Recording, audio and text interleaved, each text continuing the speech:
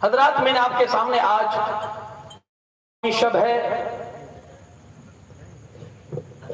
اور وہ آیت کریمہ آپ کے سامنے پڑھی ہے جس میں آقا صلی اللہ علیہ وسلم نے اپنی آل اور اپنی اولاد سے محبت کا ہمیں حکم نازل فرمایا، ہمیں حکم دیا۔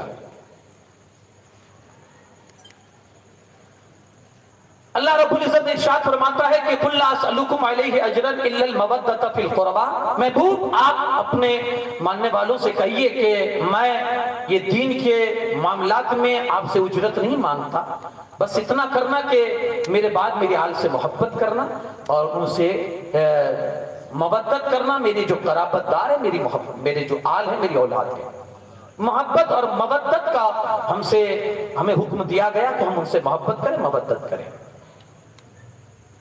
حضرت عبداللہ ابن عباس رضی اللہ تعالیٰ عنہ ارشاد فرماتے ہیں، آقا کریم صلی اللہ علیہ وسلم جب مکۃ المکرمہ سے ہجرت کر کے مدینہ منورہ تشریف لائے تو چونکہ اس وقت آپ کی مصروفیت دین کے معاملات میں تھوڑی زیادہ تھی اور آپ کی فیملی زیادہ، اخراجات زیادہ، خرچے زیادہ اور آمدنی کم، مدینہ کے جو انصار تھے، مدینہ میں جو صحابہ تھے انصاری، ان کو ایک فکر لاحق ہوئی کہ حضور علیہ السلام کے اخراجات زیادہ ہیں اور آپ کے خرچے زیادہ ہیں، آپ کی آمدنی کم ہے، تو کیوں نہ ہم رسول پاک صلی اللہ علیہ وسلم کی ہیلپ کریں، آپ کی مدد کریں اپنے اموال کے ذریعے، اپنے مال کے ذریعے، اور حضور علیہ السلام کی بارگاہ میں جا کر تحفے تحائف پیش کریں اور ایک ہر مہینے کے حوالے سے ہم فکس کر دیں کہ اتنا آپ کی بارگاہ میں پیش کریں گے کیونکہ آپ کے اخراجات زیادہ ہیں اور آمدنی آپ کی کم ہے۔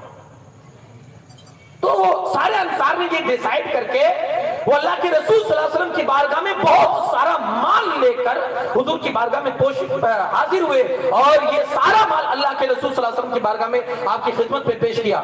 اللہ کے رسول صلی اللہ علیہ وسلم دیکھنے لگے اور کچھ سوچنے لگے کہ اتنے میں جبرائیل امین یہ آیت کریمہ لے کر نازل ہوئے کہ اللہ پاک سلام کہتا ہے اور فرماتا ہے، محبوب یہ جو مال لے کر آپ کو آئے ہیں آپ کو دینے کے لیے، ان سے کہو کہ دین کے معاملات میں اور دین کا کام کرنے کے بدلے میں تم سے اجرت نہیں مانگتا۔ یہ بات حق ہے کہ سب کچھ میری وجہ سے ملا ہے، لیکن یہ دنیاوی معاملات میں تم سے یہ دنیاوی خزانے نہیں چاہتا، میں تو اتنا ہی چاہتا ہوں کہ یہ جو کچھ بھی تمہیں ملا ہے یہ میری وجہ سے ملا ہے، دنیا کا کچھ نہیں چاہیے، بس اتنا کرنا کہ میرے آل سے محبت رکھنا، میرے آل سے پیار رکھنا، ان سے مودت اور محبت کا سلوک کرنا، بس یہی چاہتا ہوں۔ کیا کیا؟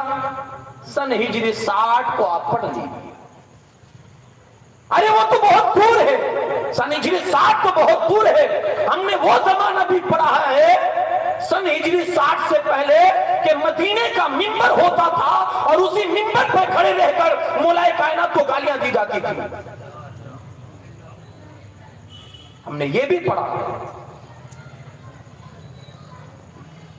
وہ زمانہ اتنا دور نہیں ہوا تھا رسول پاک صلی اللہ علیہ وسلم سے، لیکن پھر بھی آل نبی کے ساتھ، اولاد علی کے ساتھ، اہل بیت کے ساتھ جو ان لوگوں کا رویہ اور بنو امیہ کا جو رویہ اور سلوک رہا ہے، آپ پڑھیے تاریخ، آپ کی آنکھیں نم ہو جائے گی۔ کیا صلہ دیا امت نے اپنے نبی کو، اتنا کچھ ملا کوئی تصور بھی نہیں کر سکتا ہے۔ ارے حضرت عبدالعزیز محدث دہلوی علیہ الرحمہ فرماتے کہ ہم انسانوں پر اللہ کا جو سب سے بڑا احسان ہے وہ یہ ہے کہ اللہ نے انسان پیدا فرمایا۔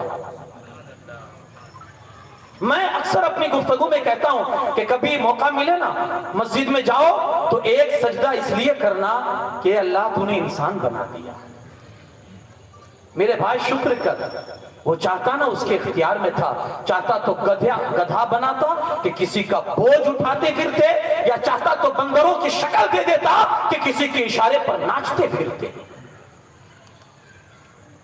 یہ اس کی کرم نوازی ہے کہ اس نے انسان پیدا فرما دیا۔ ایک بزرگ کی خدمت میں ایک بندہ رہتا تھا، آپ کی خدمت کیا کرتا تھا، تو بزرگ اس کو ایک ہی دعا دیتے تھے، ایک ہی، وہ اللہ کے ولی اسے ایک ہی دعا دیتے تھے، اللہ تجھے انسان بنا دے، اللہ تجھے انسان بنا دے، اور یہ تھک گیا تھا دعا سنتے سنتے۔ ایک دن وہ بزرگ بہت خوش تھے، اتنی خدمت کی اس بندے نے کہ بہت خوش تھے، پھر بھی یہی دعا ملی، اللہ تجھے انسان بنا دے، تو اب تو رہا نہیں گیا اور صبر کا پیمانہ لبریز ہو گیا اور جا کر کہتا حضور معاف کیجئے گا میں آپ کو انسان نہیں دکھتا؟ ایک ہی دعا آپ کہتے ہیں اللہ تیری روزی میں برکت دے، تیرے بچوں کو نیک بنائے، تیرا مستقبل سنوار دے، اللہ تجھے یہ کر دے وہ کر دے، اور بھی دعائیں ہیں، ایک ہی دعا اللہ تجھے انسان بنا دے۔ اب ہر جواب زبانی نہیں ہوتا ہے، ہر جواب میں بندے کو زبان سے نہیں سمجھایا، کبھی کبھی کچھ دکھایا بھی جاتا ہے۔ بزرگوں نے کہا زبان سے سمجھاؤں گا تو شاید یہ نہیں سمجھے گا، اپنا امامہ تھا اتارا اور اس کے سر پہ رکھا اور کہا پورے شہر کا چکر لگا کر آ۔ گیا امامہ حضور کا پہنا ہے اس ولی کا، پورے شہر میں چکر لگا کر کے آیا، آ کر قدموں میں گر گیا، کہا حضور بس یہی دعا کر دیجئے اللہ انسان بنا دے، اگر یہی بنا دے تو سب سے بڑا اس کا تحفہ ہو جائے گا۔ کسی نے پوچھا کہ یار ابھی تک تو کہہ رہا تھا کہ یہی دعا مل رہی ہے اور ابھی یہی کہہ رہا ہے کہ بس یہی دعا چاہیے، تو کہا جب امامہ پہن کے باہر نکلا نا تو کوئی سور کی شکل میں نظر آیا، کوئی کتے کی شکل میں نظر آیا، کوئی بندر کی شکل میں، انسان تو بہت کم دکھے، اللہ انسانی بنا دینا تو یہی سب سے بڑی اس کی دولت ہو جائے۔ یہ کم ہے۔ ارے بھائی ہماری کوئی پسند نہیں تھی کہ ہم اللہ کی بارگاہ میں عرضی ڈالتے کہ مولا انسان پیدا کرنا، ہم اپنی پسند سے انسان ہوئے، نہیں، یہ اس کی کرم نوازی کہ اس نے 18,000 یا اس سے بھی کہیں زیادہ مخلوقات میں سے اس نے سب سے اشرف مخلوق ہمیں چنا، وہ ہے انسان۔ اور دوسرا احسان یہ کیا اس نے کہ انسان کے ساتھ ساتھ اس نے ایمان کی دولت سے نواز دیا۔ اسے ہلکے میں مت لیجئے گا، اسے معمولی مت سمجھیے گا، یہ آپ کو قیامت کے دن اس کا اندازہ ہوگا کہ یہ جو دولت ملی ہے نا، یہ جو دولت ملی ہے نا یہ کتنی اہم ہے، اس کا اندازہ آپ کو یہ قیامت کے دن ہوگا میرے بھائی۔ یہ جو ایمان کی دولت ملی ہے، سب سے پہلی دولت انسان، اور دوسری دولت اور اللہ کی دوسری سب سے بڑی نعمت کہ اس نے ایمان کی دولت دی، اور تیسری سب سے بڑی دولت ہمارے اور آپ کے لیے ہے، یہ ہے کہ اللہ نے اس کے حبیب کا امتی بنا دیا۔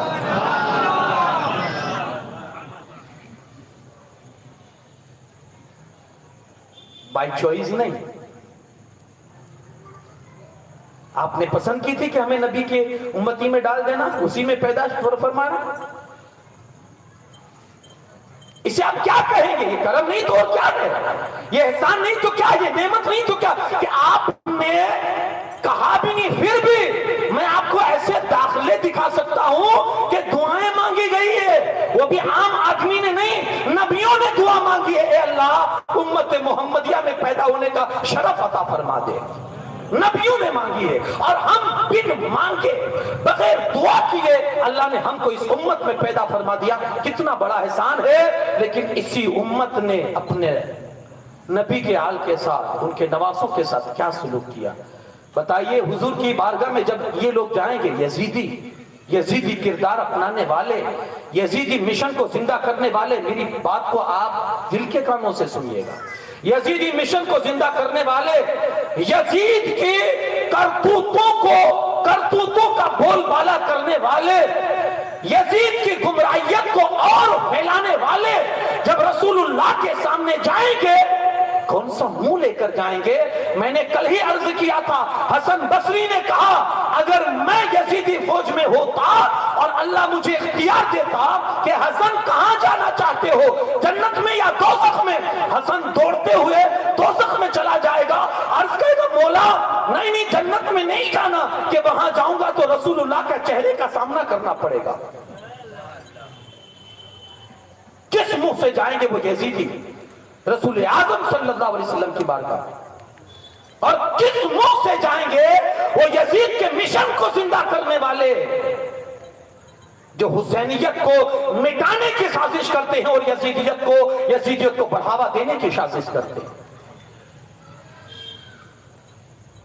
میرے آقا حسین نے اور آپ کے کنبے نے کربلا کو وہ عظمت بخشی ہے، اور رہتی دنیا تک کی انسانیت کو ایک وہ سوچ اور فکر دی ہے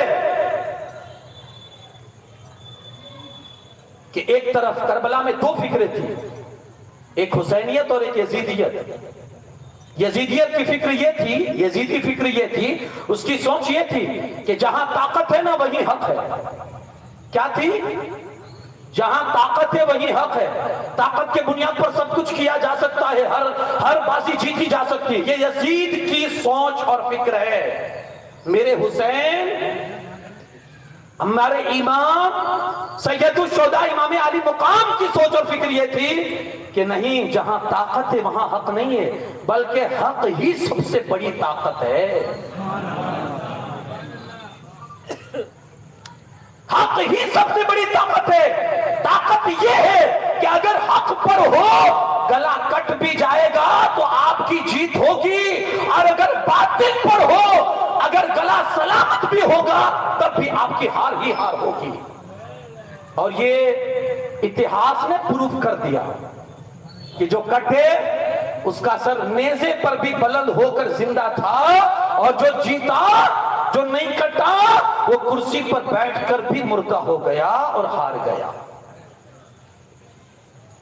میرے حسین کی آپ سوچ دیکھیے، قیامت تک آنے والی نسلوں کے لیے آپ نے کرب و بلا کے میدان میں ایک لکیر کھینچ دی ہے حق و باطل کی، کہ یہ حق ہے اور یہ باطل ہے۔ خدا را اس لکیروں کو پہچانے جو میرے آقا امام نے کربلا کے میدان میں کھینچی۔ حق کیا ہے؟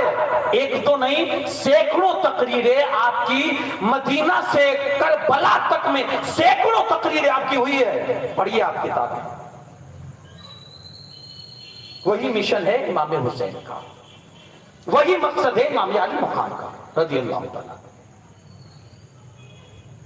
بات آگے نکل جائے گی، مجھے اپنی اس سفر پر آنا ہے جو میں نے کربلا کے حوالے سے شروع کیا ہے۔ امام علی مقام رضی اللہ تعالیٰ عنہ نے سب سے پہلے اپنے بھائی امام مسلم بن عقیل رضی اللہ تعالیٰ عنہما کو اپنا قاصد اور نمائندہ بنا کر کربلا کے حالات، کوفہ کے حالات کا جائزہ لینے کے لیے آپ نے شروع میں بھیج دیا۔ وہاں کے حالات بہت اچھے تھے شروع میں، تو حضرت امام مسلم نے خط لکھ دیا کہ حضور حالات بڑے بہتر ہیں، آپ چلے آئے۔ اب ادھر حالات بگڑے، امام حسین کو تو کچھ پتا نہیں ہے۔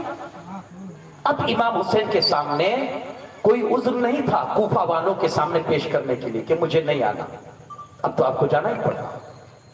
اس لیے آپ نے عزم مصمم کر لیا کہ اب مجھے جانا ہے چاہے کچھ بھی ہو جائے۔ اپنے گھر والوں کو تیاری کا حکم دیا۔ ادھر مکہ والوں کو جب پتا چلا کہ امام پاک یہاں سے جا رہے ہیں تو جو بڑے صحابہ تھے، عبداللہ ابن عباس، عبداللہ ابن عمر، عبداللہ ابن زبیر، حضرت ابو سعید خدری، ابو واقد لیثی، یہ سارے صحابہ حضرت امام حسین کے بارگاہ میں آتے ہیں، عرض کرتے حضور کہاں جا رہے ہیں؟ کہا کوفہ جا رہا ہوں۔ کہا حضور آپ کو معلوم نہیں ہے آپ کے بابا مولا علی اور آپ کے بھائی امام حسن کے ساتھ ان کی غداری اور ان کی بے وفائی کا کیا معاملہ ہوا؟ آپ نہیں جانتے پھر بھی آپ جا رہے ہیں؟ ہم تو کہتے ہیں مت جائیے۔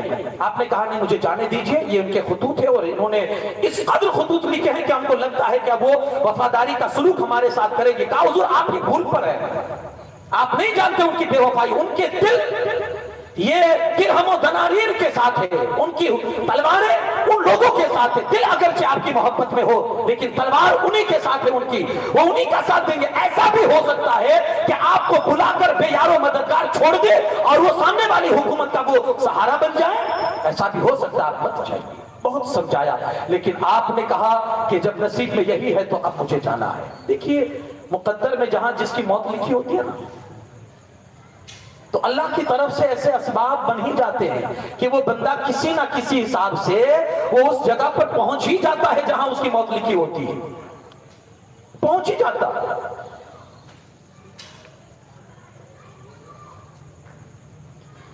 امام پاک کی شہادت کا بھی پہلے سے ہی روز ازل ہی سے جیسا کہ مقدر ہو چکی تھی کرب و بلا کے میدان میں۔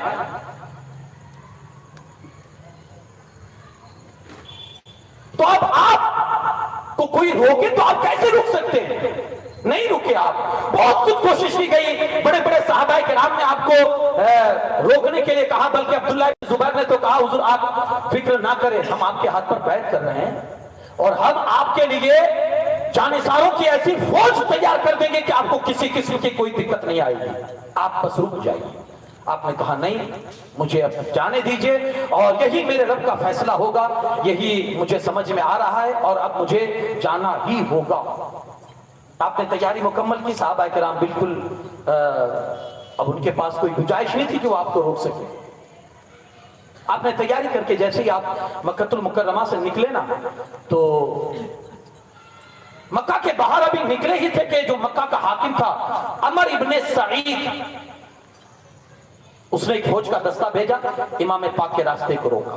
کہاں جا رہے ہو؟ کہا کوفہ جا رہے ہیں۔ کہا آپ کو جانے کا حکم نہیں ہے، اور روک دیا۔ جیسے ہی فوج سامنے آئی، امام پاک کے ساتھ ایک فوج تھی، ایک لشکر تھا، 82 یا کچھ ایسے افراد تھے، 86 یا 82 افراد جو مکہ سے آپ کے ساتھ ہو لیے تھے، اور یہ 3 ذی الحجہ شریف کی تاریخ ہے، 3 سن ہجری 60۔ جب پوری دنیا سے لوگ مکہ المکرمہ میں حج کرنے کے لیے آ رہے تھے، میرا امام مکہ کی عزت کو بچانے کے لیے کوفہ جا رہا تھا۔ لوگ اپنی پیشانیوں سے کعبے کے اطراف میں آ کر کعبے کی عظمت کو اجاگر کرنے آ رہے تھے، اور اسی عظمت کو بچانے کے لیے میرا امام اپنے کنبے کو لے کر کربلا کی اور جا رہا تھا۔ لوگ جس نماز کے شوق میں حرم میں نماز ادا کرنے اور زیادہ ثواب کمانے کی نیت سے حرم کی طرف آ رہے تھے، اور اسی نماز کی عزت اور عظمت اور حرمت کو بچانے کے لیے میرا آقا حسین کربلا کے میدان میں جا رہا تھا۔ 3 ذی الحجہ، میں آپ سے پوچھتا ہوں حج کون سی تاریخ کو ادا کیا جاتا ہے؟ 8 سے حج شروع ہوتا ہے۔ کتنے دن رہ گئے 3 اور 8 کے بیچ میں؟ 5 دن۔ نہیں رک سکتے تھے، لیکن میرے آقا حسین کے سامنے ایک طرف اللہ کا فریضہ حج تھا، 25 حج پوری زندگی میں خود بھی کیے۔ کتنے؟ 25، 1 2 نہیں، 25 حج کر چکے ہیں، فرض حج ادا کر چکے ہیں۔ اب آپ نے دیکھا کہ ایک طرف حج ہے اور ایک طرف مصطفیٰ کے دین کو ڈوبنے سے بچانا ہے۔ کس طرف گئے؟ 5 دن رہ گئے، صرف 5 دن رہ گئے۔ آقا حسین نے جس چیز کی عظمت کو سمجھا کہ اگر آج حج کرتا ہوں، نبی کے دین کی ڈوبتی کشتی ڈوب جائے گی، تو پھر حج کون ادا کرے گا؟ اسے بچانا ضروری ہے، اس لیے حج کو چھوڑا اور مصطفیٰ کی شریعت اور دین کو بچانے کے لیے اپنا کنبہ لے کر کربلا کی اور نکل پڑے۔ راستے میں رکاوٹ ہوئی تو آپ کی فوج نے بھی ڈٹ کر جواب دیا، حملہ کیا۔ بہرحال وہ سامنے والی جو فوج تھی وہ مجبور ہو کر انہوں نے راستہ چھوڑ دیا، امام علی مقام آگے بڑھنے لگے۔ ایک مقام آیا جہاں اچھا امام پاک نے مکہ کیوں چھوڑا، اس کی ایک روایت یہ بھی ملتی ہے کہ جب آپ کو فروزدق شاعر جب راستے میں ملا تو اس نے آپ سے پوچھا کہ یا امام کہاں جا رہے ہیں؟ تو آپ نے بتایا کہ مکہ کوفہ کی اور جا رہا ہوں، اور لوگوں کے خطوط آئے ہیں، یہ ہے وہ ہے، تو اس لیے جا رہا ہوں۔ تو کہا حضور کیوں جا رہے ہیں؟ تو امام پاک نے اس وقت فروزدق شاعر سے کہا تھا کہ مجھے خطرہ ہے کہ اگر مکہ میں رہوں گا تو میں گرفتار کر لیا جاؤں گا، مجھے یہ خطرہ ہے، تو اسی کے پیش نظر میں مکہ سے کو چھوڑ کر کوفہ کی اور جا رہا ہوں، مجھے خدشہ ہے کہ مجھے گرفتار کر لیا جائے گا۔ اور یہ آپ کا خدشہ کرنا صحیح بھی تھا، کیونکہ حالات کچھ ایسے مکہ المکرمہ میں تھے، اگرچہ وہاں بھی آپ کے جانثار تھے، لیکن پھر بھی آپ نے کیوں چھوڑا جانتے ہو؟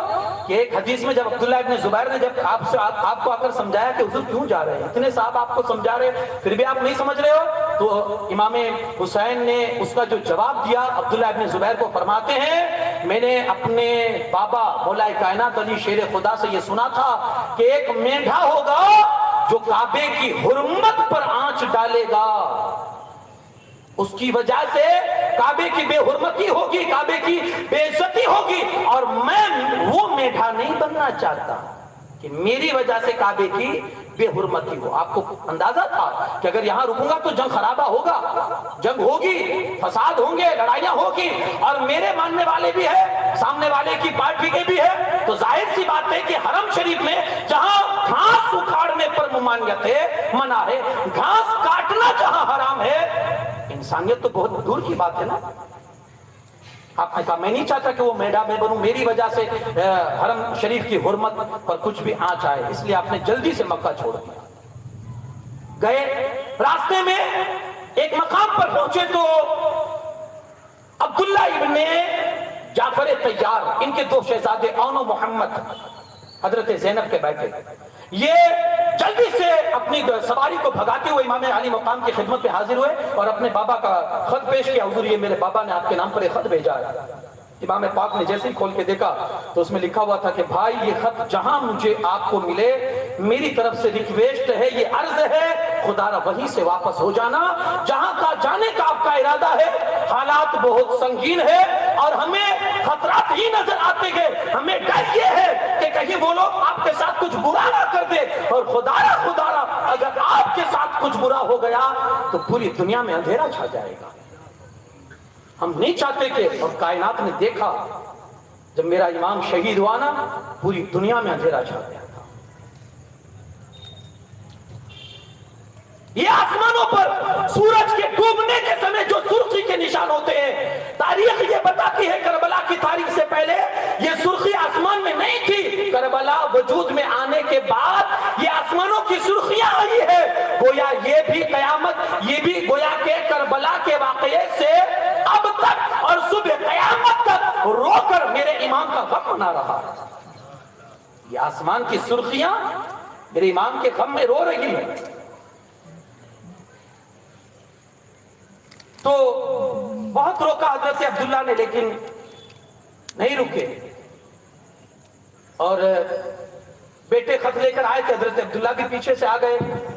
سب سے پہلے حضرت عبداللہ نے پہلے تو بیٹوں کو بھیجا خط لے کر جاؤ، اور پیچھے سے خود گئے کہاں؟ وہاں حاکم مکہ عمر بن سعید کے پاس، اور اسے جا کر کہا کہ خدا را امام حسین کو امان دے دیجئے اور ہم ان کو اپنے شہر میں لانا چاہتے ہیں۔ اس نے امان دے دیا، اور اس نے اطمینان کے طور پر اپنے بھائی عثمان بن سعید کو ساتھ میں بھیجا بھی کہ تم ساتھ میں جاؤ تاکہ امام حسین کو اطمینان ہو جائے کہ نہیں مدینہ مکہ کے حاکم نے ہم کو امان دے دیا ہے۔ عبداللہ ابن جعفر طیار ادھر سے امان نامہ لے کر اور اس کے بھائی کو لے کر، حاکم مکہ کے بھائی کو لے کر امام حسین کی بارگاہ میں وہ خط لے کر پہنچتے ہیں کہ حضور آپ کو مکہ میں رہنے کے لیے امان مل چکا ہے، اب تو آپ تشریف لے چلیں، آگے بڑھنے کے لیے آپ کے سامنے ہزاروں خطرات ہیں اور آپ کو اس کا سامنا کرنا ہوگا، بہترین سی میں کہ یہاں سے آپ مڑ جائیں۔ امام پاک نے ایک ہی جواب دیا تھا، عشق کھینچے لیے جاتا ہے، میں کیا جاتا ہوں، 2 قدم بھی چلنے کی مجھ میں طاقت نہیں ہے، عشق کھینچے لیے جاتا ہے، میں کیا جاتا ہوں۔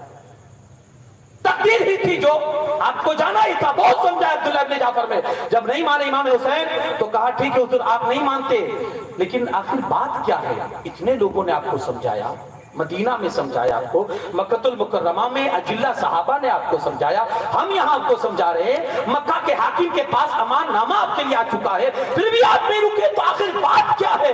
کہا عبداللہ بات یہ ہے، میں نے خواب میں رسول اللہ صلی اللہ علیہ وسلم کو دیکھا ہے، حضور نے جو مجھے بتایا ہے نا وہ میں پورا کر کے رہوں گا، اگرچہ مجھے اس سفر میں فائدہ ہو یا میرے لیے نقصان ہو، میں کروں گا۔ حضور کون سی بات ہے؟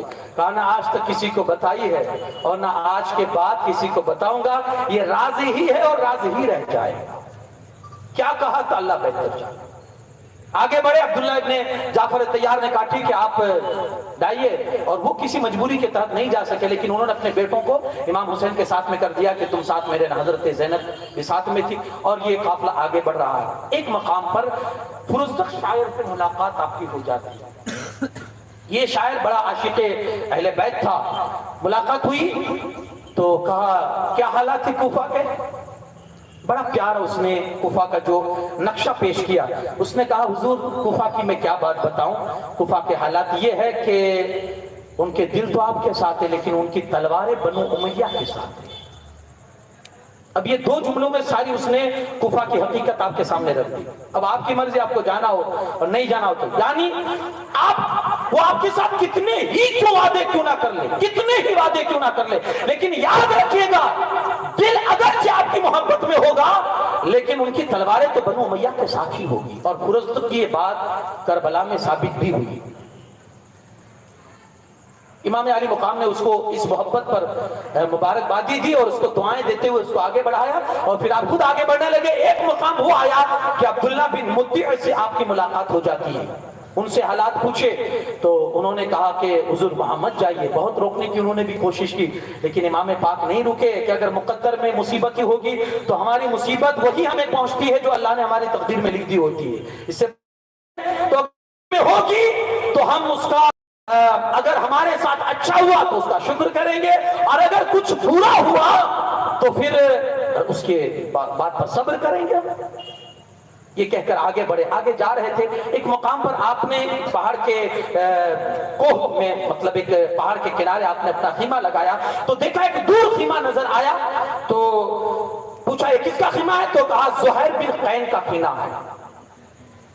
آپ نے پیغام بھجوایا ایک ساتھی کے ساتھ کہ ان سے کہو کہ میں ملنا چاہتا ہوں۔ اس سے پہلے یہ زہیر بن قین یہ محبت اہل بیت میں اتنے زیادہ نہیں تھے، لیکن جب امام پاک کا قاصد گیا تو اس نے منع کر دی کہ مجھے نہیں ملنا امام حسین سے۔ اس کی بیوی نے اس کو تانا دیا کہ واہ رسول اللہ کا نواسہ بلایا اور تو نہ جا، تو اپنے بیوی کے استانے پر وہ کھڑا ہو گیا اور ملنے کے لیے گیا، امام پاک کی بارگاہ میں آیا، ایسا فریفتہ ہو گیا امام کی بارگاہ میں آ کر کہ گیا اپنا پورا سامان اٹھا کر امام کی بارگاہ میں پیش کیا، اپنی بیوی کو طلاق دی اور اس سے کہا اپنے بھائی کے ساتھ اپنے میکے چلی جا، اپنے ساتھیوں سے کہا جو میرے ساتھ آنا چاہتا ہو آئے، ورنہ میں تو اب جا رہا ہوں اور ایسے جا رہا ہوں کہ یہ آخری اپنی ملاقات ہے، اب انشاءاللہ میدان محشر میں ملیں گے۔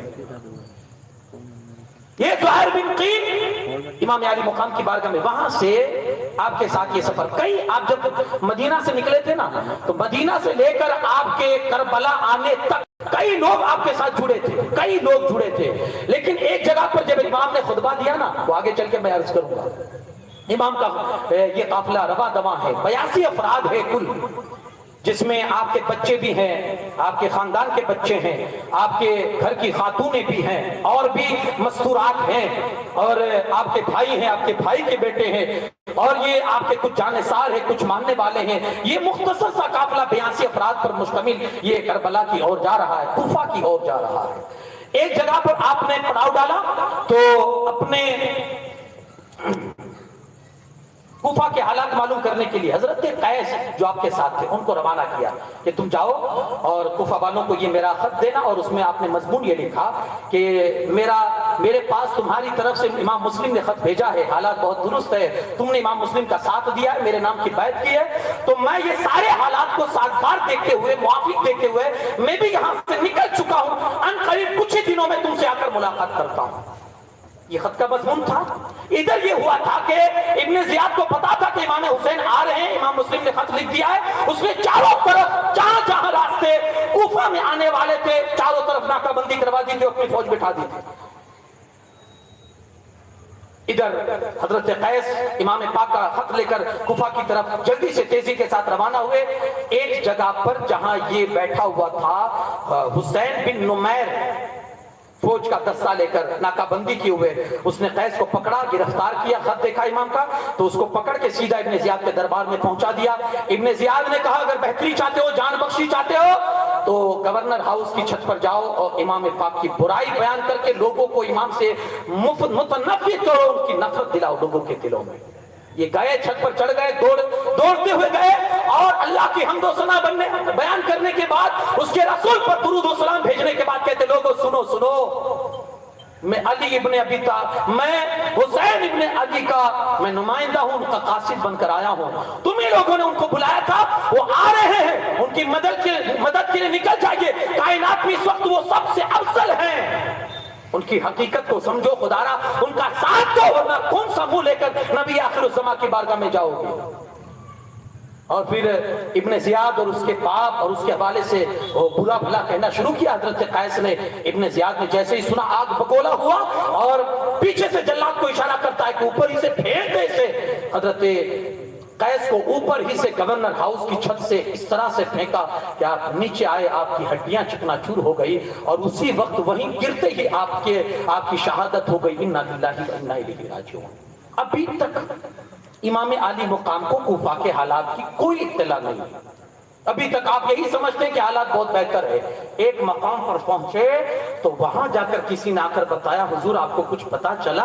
کہا کیا؟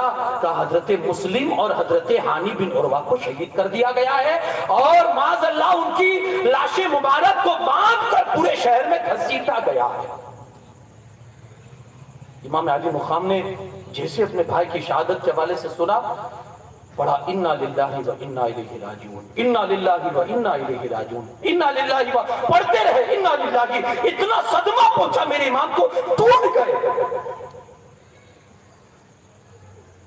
ایک طرف ان کی جانثاری کو دیکھ کر رشک آ رہا تھا اور ایک طرف دل چل رہا تھا کہ ان بے وفاؤں نے، ان غداروں نے ہمارے ساتھ، میرے بھائی کے ساتھ کیا کیا.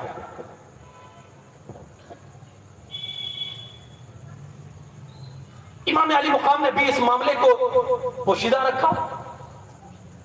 کچھ اور دور آگے بڑھے، ایک مقام پر آیا، آپ نے اپنے ساتھیوں کو جمع کیا اور جمع کرنے کے بعد ابھی تک یہ مسئلہ کسی کے سامنے نہیں ہے، کچھ لوگوں کو ہی پتا ہے اور ان کو بھی کہا ہے کہ اس راز کو راز رکھا جائے.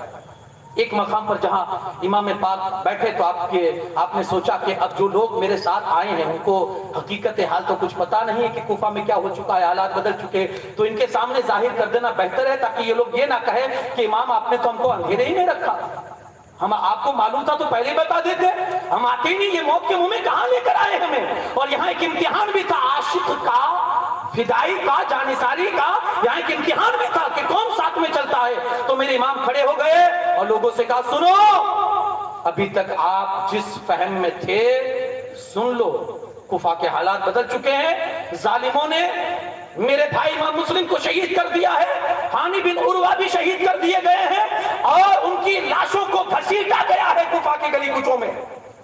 حالات بدل چکے ہیں، جنہوں نے جانثاری کی باتیں کی تھی، وعدے کیے تھے، سب مکر گئے ہیں، سب پھر گئے ہیں. اب جس کو جانا ہو وہ جا سکتا ہے، امام کی طرف سے اجازت ہے. اتنا کہا تو لوگ ساتھ میں ہوئے تھے نا مکہ المکرمہ سے یا راستے میں سے، ایک ایک کر کے وہ رخصت ہونے لگے. کئی قافلے میں کئی لوگ شامل ہوئے تھے، بیچ راستے سے وہ سب تتر بتر ہو گئے، وہ سب الگ ہو گئے. جو جانثار مدینہ سے ساتھ میں چلے تھے وہی رہ گئے اور ایک حضرت زہیر بن قین جو ساتھ میں ہوئے تھے وہ بھی ساتھ میں رہے. آگے بڑھ رہا ہے، آپ نے ایک مقام پر حضرت امام مسلم کے شہزادوں کو بلایا، کہا دیکھو اس طرح کا معاملہ تھے اور تمہارے والد محترم کو شہید کر دیا گیا ہے. آپ کے بھائیوں کو بلایا اور کہا کہ اس طرح کے مسئلے ہیں، بہتر یہی ہے کہ اب یہاں سے تم چلے جاؤ، یہ ہے وہ ہے. آپ نے ایسی باتیں کی تو انہوں نے کہا حضور آپ کو نہیں معلوم ہے، اب ان کے بعد زندہ رہ کر ہماری زندگی میں رکھا کیا ہے؟ ہم ان کے خون کا بدلہ لیں گے، یا تو ان کی طرح ان کے خون کا بدلہ لیں گے یا ان کی طرح لڑ کے اللہ کے راہ میں شہادت حاصل کر لیں گے، ہم اب پیچھے نہیں ہٹ سکتے. آپ نے جانثاری دیکھی تو اور آگے بڑھے. ایک مقام وہ آیا کہ امام حسین نے ایک کوہ زی چشم کے پاس آپ نے اپنے خیمے ڈالے. دوپہر کا بالکل سمے ہو رہا تھا، ابھی آپ پڑاؤ کر کے، تپش کی دھوپ تھی، پڑاؤ کر کے رکے تو ادھر سے حور ابن یزید تمیمی 1000 کا لشکر لے کر امام پاک کے قافلے کو اس نے گھیراؤ کر لیا اور وہیں رک گیا. اپنے کا کون ہے؟ کہا حور. کہا کس لیے آؤ؟ کہا حکم یہی ہے کہ آپ جہاں ملے آپ کو وہیں روک دیا جائے. ظہر کا وقت کو آپ نماز پڑھانے کے لیے گئے، آپ نے کہا تم نماز الگ پڑھو گے ہمارے ساتھ پڑھو گے؟ کہا حضور آپ امام ہیں اور آپ ہی کی امامت، آپ ہی حقدار ہیں، آپ آگے بڑھیں، آپ کے پیچھے نماز پڑھیں گے.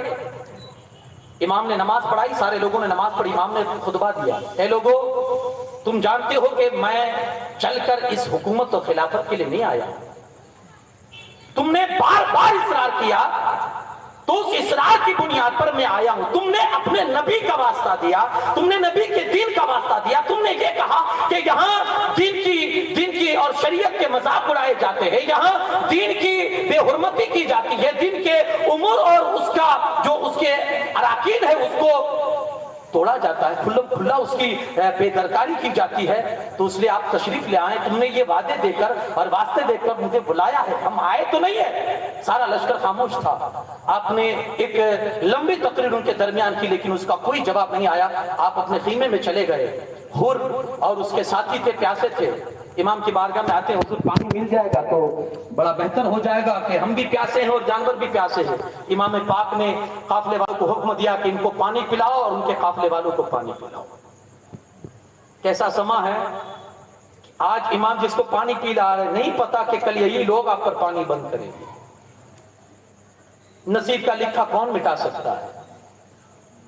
امام علی مقام نے پانی پلا، عصر کی نماز کا وقت آیا، پھر جماعت ہوئی، پھر نماز پڑھی، پھر آپ نے کہا لوگوں میں آیا نہیں بلایا گیا، ابھی بھی اگر تمہیں منظور نہیں ہے تو میں جہاں سے آیا ہوں مجھے واپس جانے دو۔ انہوں نے کہا حضور اس کی اجازت نہیں ہے، حکم یہی ہے کہ آپ کے پیچھے پیچھے رہے اور آپ کو آگے رکھتے رکھتے ہم کوفہ تک پہنچا دے۔ ابن زیاد کے سامنے کہا حضور یہ تو نہیں کر سکتا، کہا حضور میں کروں گا، آپ کو آگے نہیں بڑھنے دوں گا۔ کہا حضور تیری ماں تجھ پر روئے۔ یہ عرب میں یہ بہت بڑا جملہ سمجھا جاتا تھا، بہت بھاری جملہ، تیری ماں تجھ پر روئے۔ کہا حضور یہ آپ ہے کہ آپ نے یہ بات مجھے کہی۔ اگر عرب کا کوئی دوسرا کہتا نا تو جواب میں اس کو میں اس سے بھی برا کہتا، لیکن میں آپ کی ماں کو ایسا نہیں کہوں گا کیونکہ آپ کی ماں خاتون جنت ہے۔ آپ کی ماں خاتون، میں نہیں کہوں گا۔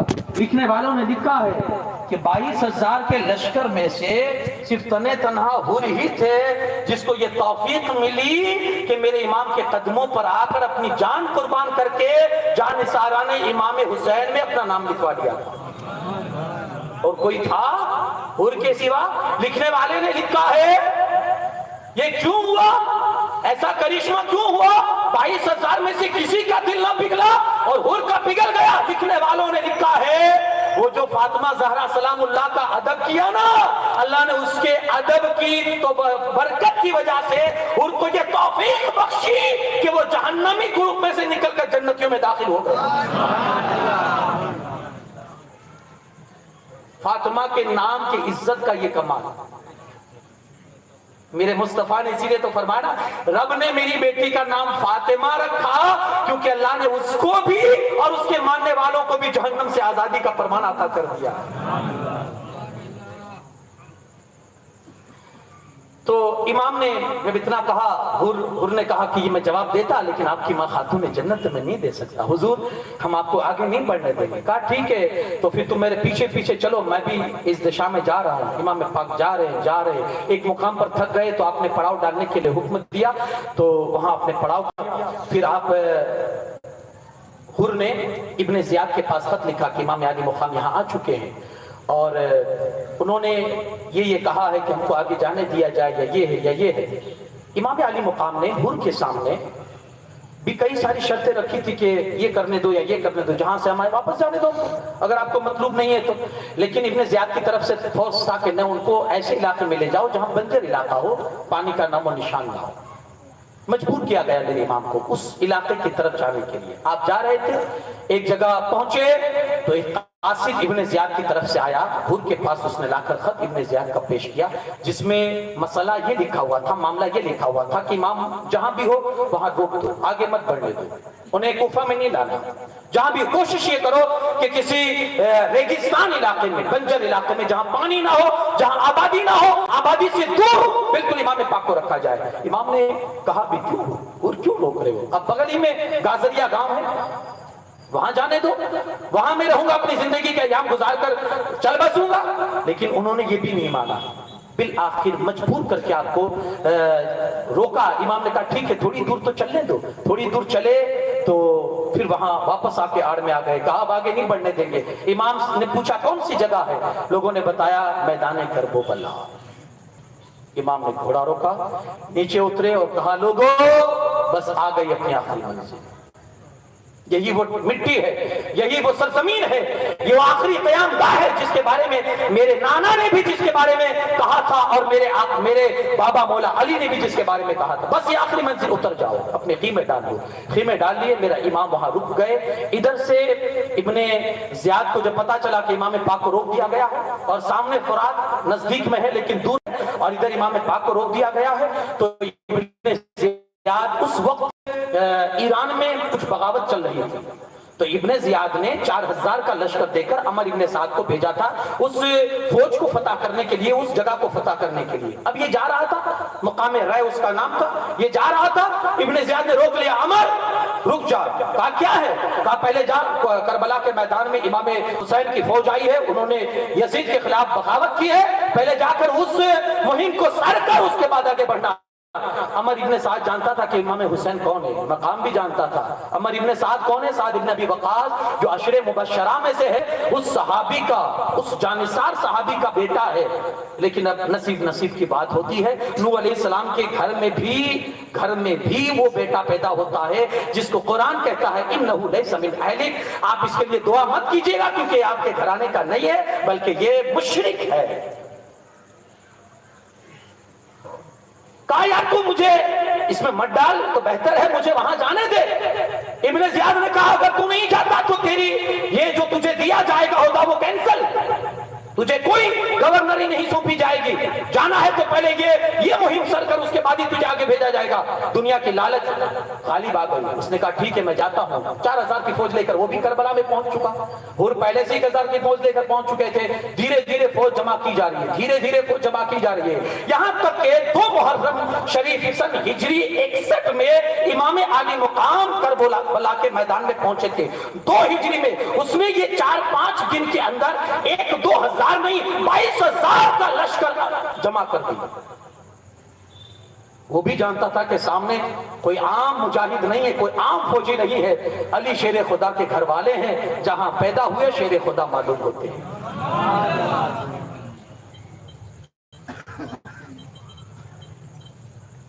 ایک مد مقابل میں اگر آئے نا, جب بیچ راستے میں حور نے جب راستہ روکا تھا نا, تو کسی مجاہد حضرت زہیر بن قین نے آ کر کہا تھا حضور اجازت دے دیجئے, یہ جتنے ہیں نا ابھی لڑ سکتے ہیں, ابھی ہم فتح حاصل کر سکتے ہیں, ان کے بعد تو بڑھ جائیں گے, ابھی آپ حکم دے دیجئے. میرے امام کہتے ہیں ہم آگے نہیں بڑھ سکتے, جب تک بات سے مسئلہ سلجھ جاتا ہے تو ہم اس کو الجھانا نہیں چاہتے. یہ کردار تھا آقا کے گھر والوں کا. ہم نہیں چاہتے پہل کرنا, ہم نہیں چاہتے کہ ہماری وجہ سے کسی کا خون ہو سکتا ہے کہ بات میں مسئلہ سلجھ جائے. ہمیں نہیں تلوار چلانی. آپ چاہتے تو اس وقت اس کا مقابلہ بھی کر سکتے, لیکن میرے امام نے نا روک دیا. اب کیا ہے, فوج جمع ہو رہی ہے.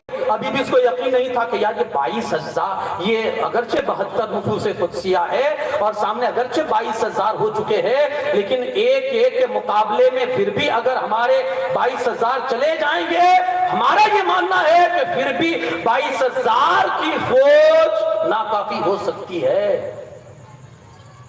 اس لیے اس ظالم نے دوسرا وار یہ کیا, کہا کہ ان پر پانی اور دانہ بند کر دو. فرات پر 500 سواروں کا پہرا بٹھا دیا, کہا خبردار جو ان کے خیمے میں ایک بوند پانی تک بھی گیا تو 7ویں محرم یا شہادت سے 3 دن قبل یہ آپ پر پانی بند کر دیا گیا. یعنی ان کو بھوکا پیاسا رکھو تاکہ لڑنے کے قابل نہ رہ جائے. اب آپ دیکھیں گے 3 دن کے بھوکے پیاسے ہیں, اور 10ویں محرم کے اس کربلا کے اندر وہ قیامت صغریٰ کا ماحول بھی آپ دیکھیں گے کہ کس طرح سے جب علی اکبر میدان میں آتے ہیں کس طرح گاجر مولی کی طرح لوگوں کو کاٹتے تھے. ارے یار 3 دن کے اگر بھوکے پیاسے نہ ہوتے تو پھر ان کا کیا حشر کرتے. 3 دن تک پانی بند رکھا, نہیں پیے گے, درندے پرندے سب پی سکتے ہیں, لیکن امام کے خیمے میں ایک بوند پانی نہیں جا سکتا ہے. 9ویں محرم کی رات تھی, شام کا وقت تھا. ابن سعد جب آیا کربلا کے میدان میں تو اس نے امام حسین کے پاس سے قاصد بھیجا. اس کو پتا نہیں تھا کہ مسئلہ سب کیا ہے. اس نے کہا امام کیا چاہتے ہو؟ آپ نے کہا کچھ نہیں چاہتا ہوں, تم نے بلایا تو ہم آئے, اب نہیں چاہتے ہو کہ ہم تمہارے پاس آئیں تو واپس چلے جاتے ہیں. تو ابن سعد نے کہا یہ تو بڑی اچھی بات ہے. اس نے فوراً خط لکھ دیا ابن زیاد کے پاس کہ امام تو جانے کے لیے تیار ہے. کیا مسئلہ کھڑا کر کے رکھا ہے, اتنی فوج, یہ امام تو جانے کے لیے تیار ہے.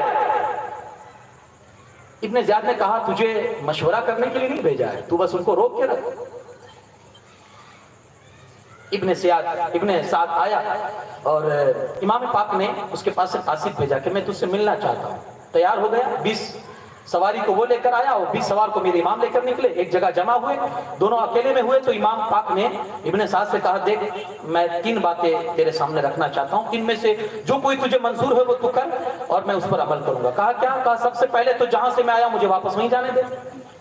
کہا دوسری یا تو اطراف میں کہیں بھی کوئی ایسے گاؤں میں مجھے जाने दो, अगर मदीना नहीं जाने देना चाहते, तुम्हें ऐसा अगर गुमान है कि मैं मदीना में जाऊंगा तो एक ताकत बना लूंगा लोगों की, तुम पर हमला करूंगा, तो चलो ठीक है, मदीना में नहीं जाता, मक्का में नहीं जाता, अगल बगल में कोई देहात हो तो वहीं चले जाकर अपनी जिंदगी गुजार लूंगा। कहा तीसरी शर्त आपकी कहा तीसरी ये है कि डायरेक्ट मुझे यजीद के सामने पहुंचा दो, हम और वो आपस में गुफ्तगू कर लेंगे, जैसे मेरे आका इमाम हसन ने जैसे अमीर माविया के साथ बातचीत की थी वैसे हम भी बातचीत कर लेंगे, उसके पास भेज दो। इब्ने साद ने कहा बड़ी अच्छी बात है, उसने ये तीनों शर्तें लिखकर इब्ने ज़ियाद के पास भेज दी।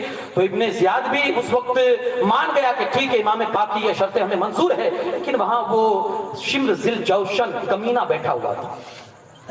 वो कहता है इब्ने साद जी क्या कर रहे हो? कहा क्यों? कहा तुम्हारे हाथ में है, तुम्हारे मुल्क शहर में आ चुके हैं, तुम्हारी अंडर में है, इस तरह अगर तुम उन्हें भेज दोगे तो तुम्हारी तो हार हुई कि तुम्हारे पास आके भी तुमने इस तरह से भेज दिया।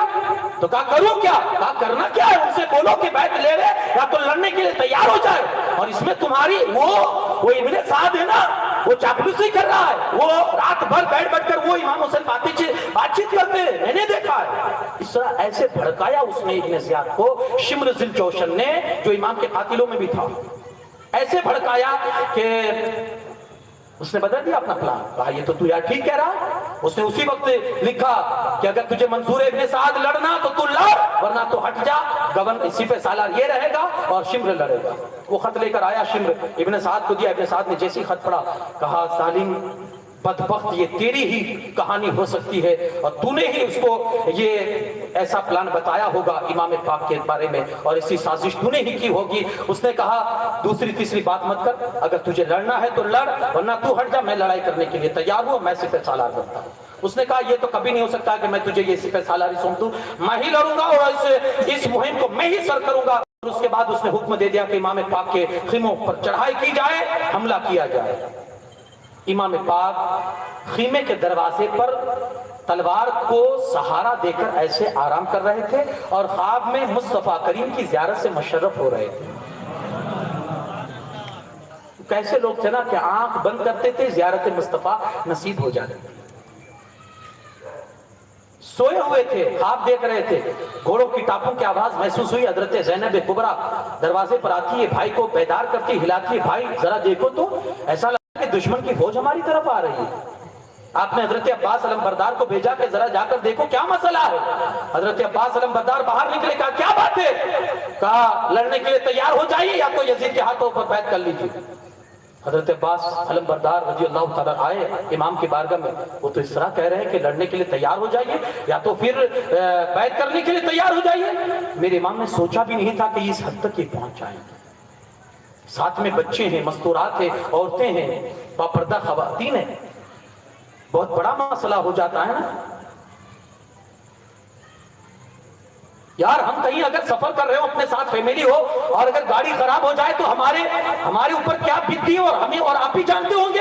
यहाँ मसला तो ये है, चारों तरफ से दुश्मन है और दुश्मन के बीच नरके में फंसे हुए हैं और उस बीच में हाल ये है, वो सामने तलवार लेकर खड़े हैं, या तो लड़िए या बैठ कीजिए। बैठ करने का तो सवाल ही नहीं हो सकता है, तो आगे तो फिर लड़ना ही है। इमाम ने एक रात की मोहलत मांगी, उनसे कहो 9 मुहर्रम की तारीख है, 10वीं रात है, आखिरी रात मौका दे दो कि हम अपने रब को राजी कर ले। मेरा रब खूब जानता है कि मुझे नमाज और इस्तिग़फ़ार और तौबा से बहुत मोहब्बत है। मेरे इमाम का ये जुमला याद रखिएगा। क्या कहा? मुझे आखिरी रात की मोहलत दे दो कि मैं अल्लाह को राजी कर लूं। मेरा रब खूब जानता है कि मुझे नमाज और इस्तिग़फ़ार और तौबा से बहुत मोहब्बत है। मेरे भाइयों, मैं कभी कहीं हाथ नहीं उठवाता, मेरी आदत भी नहीं, लेकिन इतना पूछूंगा कि वो हाथ आलम तसव्वुर में अपने सीने पर लाके रखें और मुझे बताइए कितने हुसैनी यहाँ हैं। शायद कोई हाथ नीचे नहीं रहेगा, सब यही कहेंगे कि हम हुसैनी हैं। फिर मुझे बताइए कि जिस आशूरा के दिन मेरे आका हुसैन की शहादत हुई और जिस आशूरा के दोपहर में मेरे आका हुसैन ने आखिरी सजदा करके अपनी बंदगी को अदा किया, इन दोनों वक्तों में हमारी मस्जिदों की हालत क्या होती है? एक मसला मैं यार काफी देर से सोच रहा हूं, समझ में नहीं आता है کہ ہم غم مناتے ہیں یا خوشی؟ میں کسی پر غلط کمنٹس نہیں کر رہا ہوں، نہیں، میں کوئی ٹپڑی نہیں کر رہا ہوں، نہیں، جس کو جو کرنا ہے کرے، میں اجازت بھی نہیں دے رہا ہوں، کیونکہ لوگ سب سمجھدار ہیں، جس کو جو کرنا ہے وہ کریں گے اپنے حساب سے، ان کو خود کو معلوم ہے کہ ہم یہ کیا کر رہے ہیں، سب جانتے ہیں۔ میں صرف اتنا پوچھنا چاہتا ہوں کہ ہم امام علی مقام کی شہادت پر غم مناتے ہیں یا خوشی؟ یہ آپ سوچنا، یہ 2 دن۔ اگر آپ کہیں گے کہ ہم خوشی مناتے ہیں تو خوشی میں ہنسنا ہوتا ہے، ٹھیک ہے، ہنسیے۔ اور اگر آپ کہیں گے کہ ہم غم مناتے ہیں تو غم میں رونا ہوتا ہے۔ دل پر ہاتھ رکھ کے بتائیے کتنے لوگ ہیں جو 9، 10، 11 یا 1 محرم سے 11 محرم تک کتنے لوگ ہیں جو روتے ہیں، اور کتنے لوگ ہیں جو ہنستے ہیں اور ناچتے ہیں اور کھیل کود کرتے ہیں؟ جواب آپ خود اپنے آپ سے دے لیں گے، مجھے نہیں کہنا۔ 10ویں رات ہے میرے آقا حسین میں۔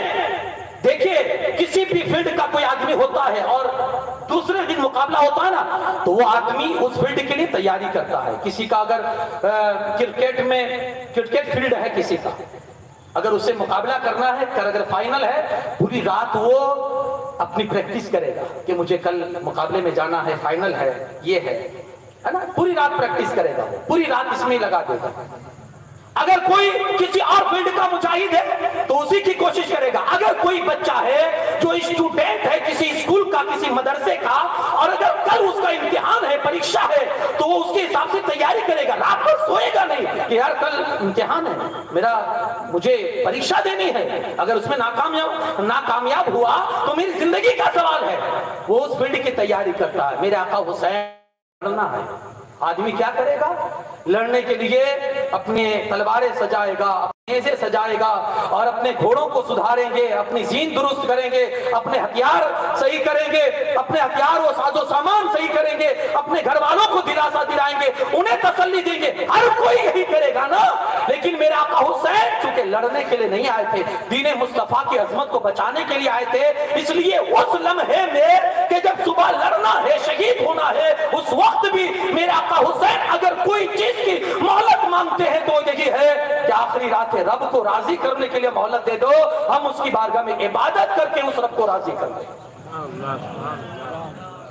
10 محرم کی رات، 10ویں رات، میرے آقا حسین نے رب کو راضی کرنے کے لیے مانگی ہے، آپ بھی اللہ کو راضی کرنے کے لیے 10ویں رات اپنی رکھی۔ جی ہاں، کیجئے وہ اعمال جس سے امام پاک کی روح خوش ہو جائے،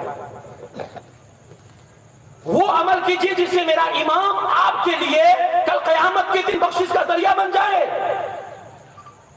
وہ کیجئے کہ جس سے میرے امام کے قلب کے اندر خوشی آئے اور وہ آپ کا ہاتھ پکڑ کے آپ کو جنت میں اپنے ساتھ لے جائے۔ یار یہ تو اتنا تو کیجئے، روزے رکھیے نا۔ میرے آقا صلی اللہ علیہ وسلم جب مدینہ پاک میں تشریف لائے تو دیکھا کہ لوگ روزہ رکھتے ہیں، یہودی۔ آپ نے پوچھا کہ یہ لوگ روزہ کیوں رکھتے ہیں؟ کسی نے کسی یہودی سے پوچھا تو کہا تمہیں معلوم نہیں ہے آج عاشورہ کا دن ہے، ہمارے موسیٰ علیہ السلام کو اور ہماری قوم کو اللہ پاک نے فرعونیوں سے نجات دی تھی نا، تو اس کی خوشی میں اور اس کا شکر ادا کرنے کے لیے ہم اللہ کی بارگاہ میں روزہ رکھتے ہیں۔ اللہ کے رسول صلی اللہ علیہ وسلم نے فرمایا تو موسیٰ علیہ السلام کے تم سے زیادہ ہم حقدار ہیں، ہم بھی عاشورہ کا روزہ رکھیں گے۔ حضور علیہ السلام نے روزے کا حکم دیا، عاشورہ کا روزہ رکھا۔ پھر کسی نے صحابی نے اللہ کے رسول صلی اللہ علیہ وسلم کی بارگاہ میں یہ عرض کیا، یا رسول اللہ صلی اللہ علیہ وسلم، یہ عاشورہ کے دن یہ لوگ بڑی عزت کرتے ہیں یہودی لوگ اور روزہ رکھتے ہیں، تو اگر ہم بھی روزہ رکھیں گے تو ان سے مشابہت نہیں ہو جائے گی؟ صحابہ کرام بہت بچتے تھے غیروں سے مشابہت کرنے کے۔ آج ہماری اگرچہ پوری ہمارا کلچر ہی یہ ہوتا ہے کہ ہم دوسروں کو ہی اپناتے ہیں رسول اللہ کو چھوڑ کر۔ کہا یا رسول اللہ مشابہت نہیں ہو جائے گی؟ وہ بھی روزہ رکھتے ہیں، ہم بھی روزہ رکھیں گے، وہ اس دن کی حرمت اور اس کا احترام کرتے ہیں، ہم بھی کریں گے، تو یہ ہم ان جیسے نہیں ہو جائے گے، مشابہت نہیں ہو جائے گی؟ اللہ کے رسول صلی اللہ علیہ وسلم فرماتے ہیں اگر ایسی بات ہے تو آنے والے سال، اگر جو سال آئے گا اس میں اگر میں زندہ رہا تو 9ویں محرم کو بھی روزہ رکھیں گے۔ کل کون سی تاریخ ہے؟ 9، پرسو 10۔ سنت رسول یہ ہے کہ 9 اور 10 کا روزہ دونوں دن کا آپ روزہ رکھے اور اس طرح میرے امام کی روح کو خوش کر دیا. جس کی حرمت کو بچانے کے لیے گئے تھے کم سے کم اس کا تو زندہ کیجئے. اور خدا رہا اس 2 دنوں میں آپ کی نماز نہیں چھوٹنی چاہیے. میں صرف 2 دن کی آپ کو بات نہیں کرتا ہوں, نماز تو ہر وقت, لیکن یار کم سے کم اتنا تو کریں کہ آقا حسین کے لیے ہم اتنا تو کر سکتے ہیں کہ اپنی مسجدوں کو آباد کر دے, جس نے آخری سجدہ یہ کر کے ہمیں یہ پیغام دے دیا کہ نہ مسجد میں نہ بیت اللہ کے دیواروں کے سائے میں نماز عشق ادا ہوتی ہے, تلواروں کے سائے میں. اتنا تو کریں یار.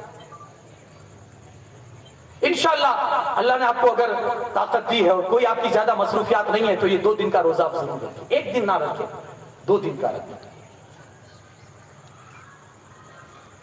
تو میرے امام کے سامنے جب یہ بات آئی لڑائی کے لیے, میرے امام نے کہا کہ ان سے کہو کہ 1 دن کی مہلت دی جائے.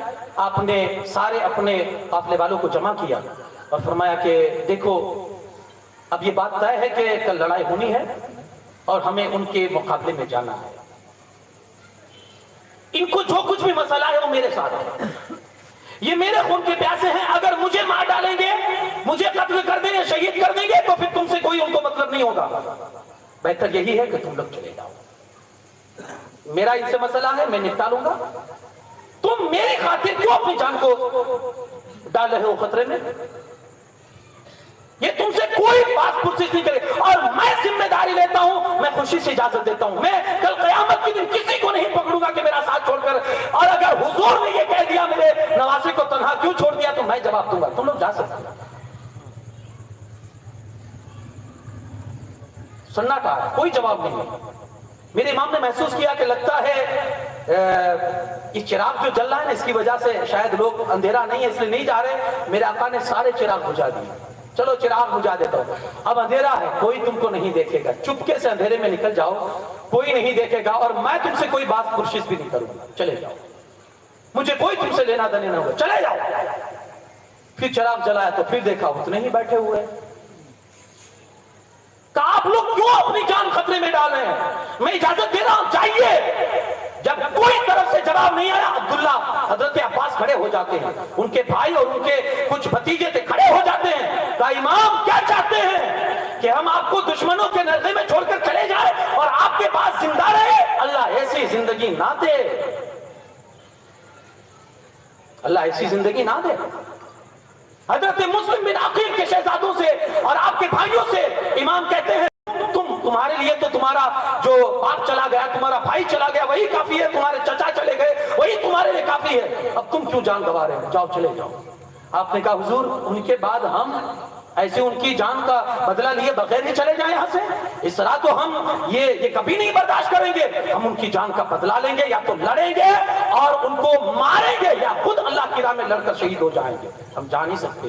اس طرح ایک ایک کر کے مسلم بن اوس اسدی ہے, حضرت سہیل بن قین ہے, اس طرح کھڑے ہوتے گئے اور اپنی اپنی جان ساری کی بات کر کے بیٹھ گئے. امام پاک نے دیکھا کہ چاروں طرف سے سب لوگ عزم مصمم کر کے بیٹھ گئے ہیں کہ ہم کو لڑنا ہے, ہم کو لڑنا ہے. تو پھر میرے امام نے کہا ٹھیک ہے, تو اب جب تم تیار ہو تو پھر کل کے لیے تیاری کر لو, اور آج کی رات جو ملی ہے اس میں اپنے رب کو جتنا راضی کر سکتے ہو اپنے خدا کو راضی کر لو. میں پوچھنا چاہتا ہوں, کیا رسول اللہ اور اللہ اس کا رسول کیا حضرت امام حسین سے راضی نہیں تھے؟ ایک حدیث سناؤں, اللہ کے رسول صلی اللہ علیہ وسلم نے دعا فرمائی تھی, اے اللہ, امام حسین کو اٹھائے ہوئے تھے کاندھے پر اور دعا کر رہے تھے, اے اللہ میں اس سے محبت کرتا ہوں اور تو بھی اس سے محبت کر, اور جو اس سے محبت کرے مولا ان سے بھی تو محبت فرما لے. میرے نبی کی دعا کبھی رد ہوتی ہے؟ میرے نبی نے دعا کی, اللہ نے اپنے اللہ پاک نے امام حسین کو اپنا محبوب بنا لیا, محبوب بندہ بنا لیا, اس سے محبت اللہ کرتا ہے. پھر بھی کیا کہہ رہے ہیں, جاؤ آج کی رات جتنا اللہ کو خوش کر سکتے ہو خوش کر لو, اب اس کے بعد آپ کے لیے کوئی رات نہیں آئے. اور پھر انتظام آپ نے یہ کیا کہ خندق کے جو پیچھے والے حصے تھے وہاں, خیمے کے جو پیچھے والے حصے تھے وہاں آپ نے خندق کھدوا دی, اس میں لکڑیاں بھروا دی تاکہ دشمن پیچھے سے حملہ نہ کر سکے, دشمن پیچھے سے تاکہ حملہ نہ کر سکے. اور اس طرح سے میرے امام نے چاروں طرف سے حد بندی کر دی تاکہ لوگ لڑائی کے لیے آئے تو سامنے سے آئے. پوری رات میرے امام نے اللہ کا ذکر کرنے میں اور قرآن پاک کی محبت میں اس کی تلاوت کرتے ہوئے پوری رات گزار. سوئے تو نہیں, کیونکہ جانتے ہیں کہ صبح جنگ ہونی ہے، شہادت پانی ہے، پھر اللہ ہمیشہ کے لیے ایک ابدی زندگی عطا فرمائے گا جس میں آرام ہی آرام ہوگا۔ وہ زندگی تو ایسی ہے کہ جس میں مرنے کے بعد پھر زندگی ہی ہے، وہاں موت کا تو تصور بھی نہیں ہے نا۔ اور اللہ نے بینڈ ہی لگا دیا، نہیں مردہ مت کہو، اور کہنا تو دور کی بات ہے، سوچنے پر بھی پابندی لگا دی، نہیں سوچ بھی نہیں سکتے۔ یہ زندہ ہے، کیسے زندہ ہے، کیسے زندہ ہے، اللہ اکبر۔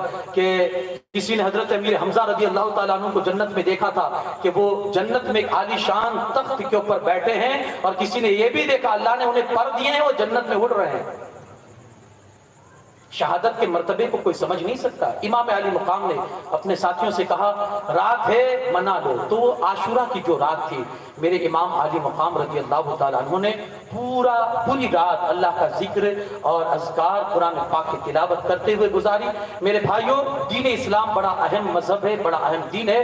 اللہ نے آپ کو عقل سلیم دی ہے، خدا را آپ اس دین کو مذاق اور کھیل نہ بنائیں۔ میرے امام پاک نے کرب و بلا کے میدان میں جو ایک لکیر کھینچے نا حق و باطل کے درمیان، اس لکیر کو پہچانے کہ کیا حق ہے اور کیا باطل ہے۔ خدا را قدر کرے ان کی قربانیوں کی، ان کی جانثاری کی قدر کرے۔ آپ کس طرح سے انہوں نے اسلام کی حرمت کو بچانے کے لیے، اسلام کی عزت کو بچانے کے اپنی جان، اپنے خانوادے کی جان تک کو داؤ پہ لگا دیا تھا اور قربان ہوئے، شہید ہوئے۔ اتنا اہم مسئلہ نہیں ہوتا نا تو خود کی جان اور اولاد کی جان اور اپنے بھائیوں کی، اپنے بھتیجوں کی جان اس طرح سے وہ داؤ پر نہیں لگاتی۔ اتنا اہم مسئلہ نہیں ہوتا تو کتنا اہم مسئلہ تھا۔ بات کیا تھی؟ اس کے ہاتھ پر ہاتھ دینے کی بات تھی۔ اس کا ہاتھ کیسا ہے؟ کہ وہ شرابی ہے، وہ جواری ہے، وہ جفاکار ہے، وہ بدکار ہے، وہ سیاکار ہے، وہ لڑکیوں کو نچواتا ہے، وہ کتوں کو پسند کرتا ہے، اپنے ساتھ رکھتا ہے۔ یہ سارے جو کرائم تھے وہ اس کے اندر پائے جاتے تھے۔ امام پاک کا یہی تو وروध تھا، یہی تو اختلاف تھا کہ یہ چیز وہ کرتا ہے، وہ مجھے منظور نہیں ہے، کیونکہ خلیفہ ایسا نہیں ہوا کرتا ہے۔ سماج سے جو ذمہ دار ہے سماج کے، وہ ان چیزوں کو بھی تھوڑا نظر میں لائیں اور ان چیزوں کو دور کریں۔ شراب جس قدر سوسائٹی میں عام ہوگی، سمجھ لینا وہ سوسائٹی اتنی ہی تیزی سے ہلاکت تو بربادی کے دہانے پر جائے گی، اتنی ہی تیزی سے۔ آپ دیکھیے ہماری سوسائٹی میں، ہمارے مسلم معاشرے کے اندر شراب کس قدر عام، اور یہ جوا، لڑکیوں کا ناچ دیکھنا، لڑکیوں کو نچانا، یہ بھی ہم سے دور نہیں ہے، بہت قریب ہے۔ نمازوں کو کھلے عام ترک کرنا، چھوڑ دینا، یزید کے زمانے میں ہوتا تھا، آج ہمارے زمانے میں کیا ہوتا ہے۔